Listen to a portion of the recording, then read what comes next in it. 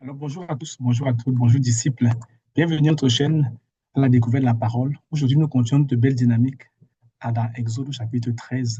Exode chapitre 13. Le récit, dans ce chapitre ici, on voit le Seigneur qui parle à Moïse et qui va demander à Moïse de s'adresser au peuple en lui demandant de se consacrer à l'Éternel. Il va juste rappeler au peuple que lorsqu'ils vont sortir de l'Égypte, qu'ils se souviennent de la main de l'Éternel qui les a fait sortir de ce pays. Et alors, il va donner quelques instructions en termes de consécration. La première des choses dont il parlera, c'est la célébration de la fête, voilà, de la Pâque. Il va dire que c'est dans le mois des épis que cela était arrivé et qu'à chaque année, à la même date, ou du moins dans le même mois, le peuple devait prendre 7 jours durant lesquels ils allaient prendre le temps de célébrer le Seigneur. Et la septième des journées, ils allaient manger justement l'agneau. Ça devait être fait de manière perpétuelle et même qu'ils devaient enseigner à leurs enfants la raison pour laquelle ils le faisaient, afin de se souvenir de que le Seigneur les a fait sortir du pays d'Égypte. La Bible dit que ça va être dans leurs mains comme un signe et au niveau de leurs yeux pour leur rappeler et les aider à rester fidèles par rapport à ce que le Seigneur leur a dit. Donc, vous pourrez le voir dans l'ensemble du chapitre, ça tourne à peu près autour de cela. Mais aujourd'hui, ce qui m'a interpellé dans ce chapitre, c'est à partir du verset 12. La parole déclare ceci. Tu consacreras à l'Éternel tout premier-né, même tout premier-né des animaux que tu auras. Les mâles appartiennent à l'Éternel. Verset 13, il déclare ceci.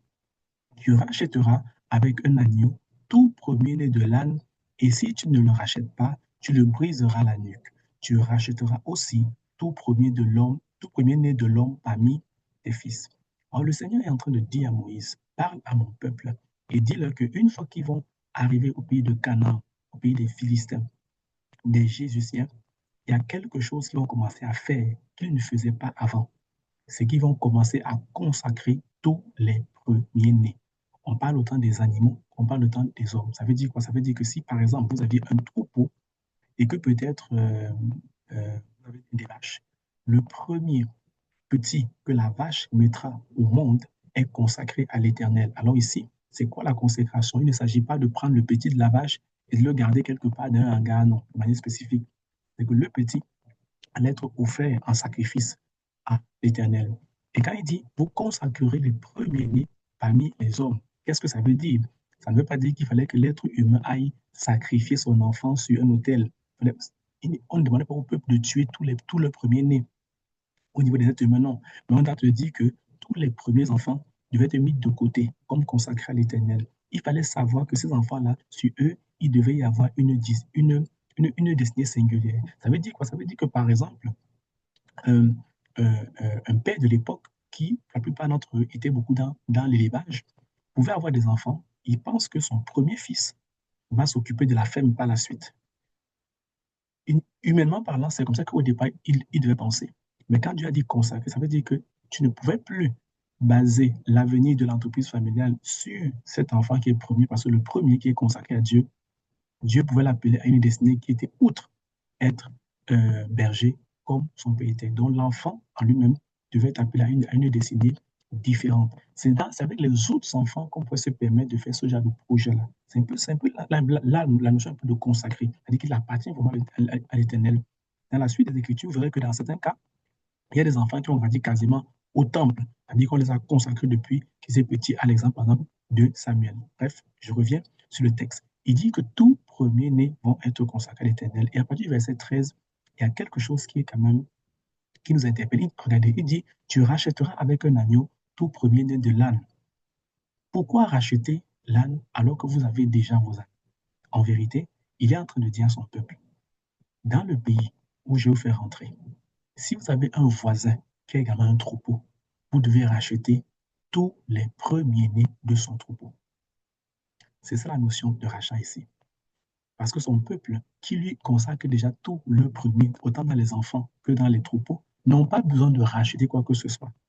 Le rachat ici, c'est pour ceux qui n'appartenaient pas aux enfants d'Israël.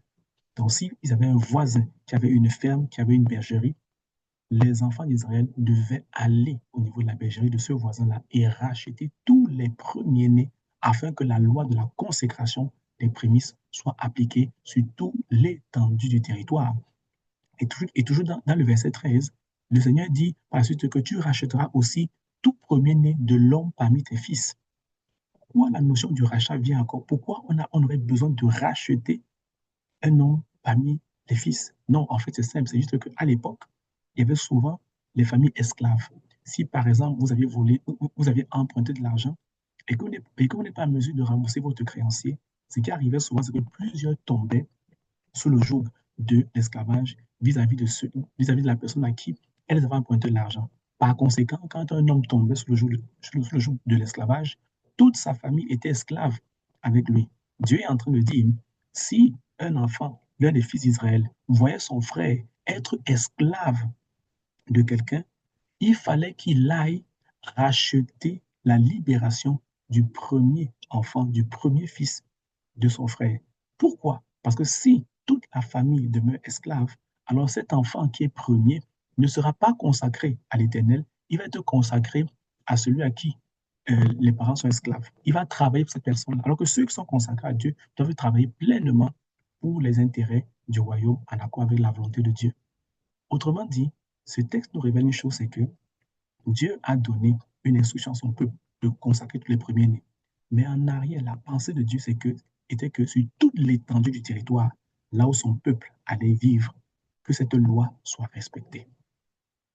Que ce soit au niveau des païens, des étrangers, que ce soit au niveau des fils d'Israël qui sont pris dans des contraintes, il fallait que tout premier-né jusqu'aux animaux soit consacré à l'Éternel. C'est ça la pensée de Dieu. Alors, qu'est-ce que cela peut venir vous enseigner à vous et à moi aujourd'hui? Ça veut dire qu'en vérité, Dieu veut que vous et moi, quand nous sommes établis dans un quartier, dans une ville, dans un secteur, quel que soit l'endroit où nous sommes, au travail, il veut en vérité que ces principes soient respectés. Qu'ils soient respectés autant par nous que par les personnes qui ne le reconnaissent pas, que par les personnes qui ne le connaissent pas. Regardez, dans le texte qu'on a lu, à partir du verset 13, lorsque vous iriez racheter les premiers-nés de votre voisin aurait pu être un incroyant, quelqu'un qui est étranger aux promesses d'Israël. Mais le fait de racheter tous les premiers-nés de ce voisin avec un agneau, ça vous permet de pouvoir aller les consacrer par la suite à l'Éternel. Ça fait que sur tout l'étendue du territoire, la loi allait être respectée. Et c'est ce que Dieu veut pour vous et moi. S'il a dit qu'il n'est pas bon de tuer, de voler, ça veut dire que vous et moi, dans nos milieux respectifs, dans les endroits où nous sommes, au travail, à la maison, avec notre voisinage, on doit amener les gens à respecter ces paroles-là, même si elles ne connaissent pas Dieu. Alors, c'est une grande réflexion pour moi aujourd'hui. Je vous invite à relire le texte, à tirer des leçons, ça pourrait aider quelqu'un et laisser les commentaires afin que nous soyons tous édifiés. Prenons juste un mot de prière en lien avec cette vérité que Dieu nous enseigne aujourd'hui. Père, nous te rendons grâce. Nous te bénissons, Seigneur, pour ta parole et pour la pensée, Seigneur, du jour. Tu nous enseignes qu'en vérité, tu veux, Seigneur, que ta parole, tes lois, tes préceptes soient, Seigneur, applicables, soient appliqués, Seigneur, partout, dans tous les territoires, les milieux, les sphères où tu nous accordes la grâce, Seigneur, d'être. Accorde-nous la grâce, ô Dieu, à savoir poser les actes de rachat, pour voir tes préceptes, tes principes être, Seigneur, manifestés, être appliqués.